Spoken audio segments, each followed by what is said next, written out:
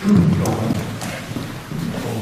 we can request particular department to come forward because we don't have a sound system. We don't have a microphone. We can hear you. So we welcome everybody for this public forum organized by the Philippine Press Club of Ontario. We have a very special guest tonight, fellow journalist, who has a very colorful history. Eric Bacolinaw, when he was a student at the University of the Philippines, I noticed there are UP alumni here. He was the president of the UP Student Council in 1970, and he was there too when the Dickman Commune came up in 1971. He was, for a while, he was a spokesperson of the Kabataan Makabayan.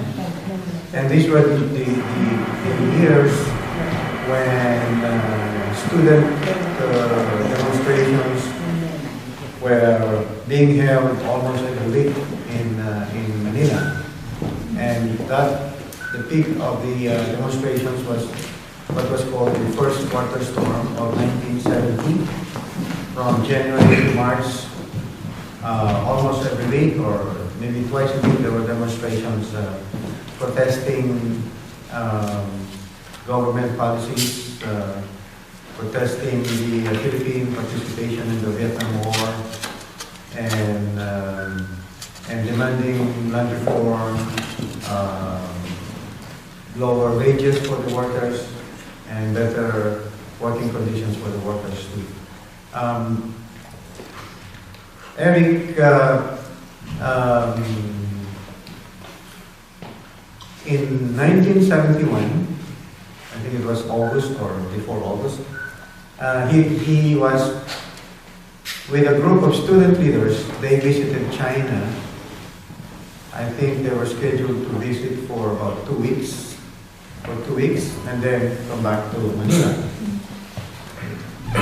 During those days after they reached China, I believe, or I don't know exactly what date, the writ suspension of habeas corpus came up. It was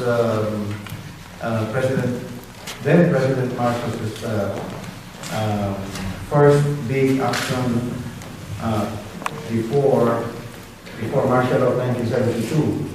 So student leaders in his group in China, who were visiting China, could not return to Manila because of risk of being arrested by the military.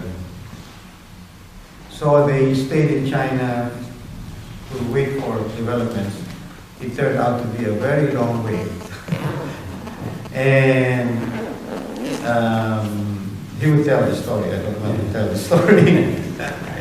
Anyway, he later in China practiced journalism, and years after, he became the Beijing bureau chief of NBC News.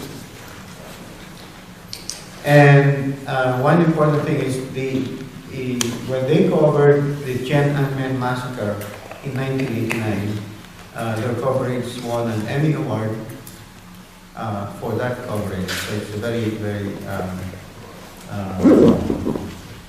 important recognition for their work in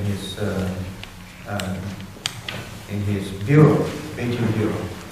So, what else? Without further ado, I'd like to give you Eric Bacolinaw.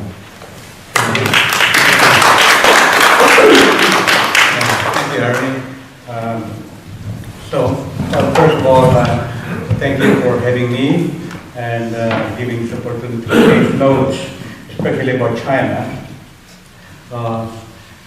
And I'm happy to join in discussions about China, because China is becoming more important. Coming from the Philippines, especially, we know that relating with China is most important for two reasons: for our security. We are close neighbors, and also it's more important for our economic development, because as you know, China is now becoming more second biggest economy in the world, and will become number one, no doubt about it. And will, for our purposes, will become the number one export market for our products eventually. As you know, China is even the biggest trading nation, even bigger than the U.S.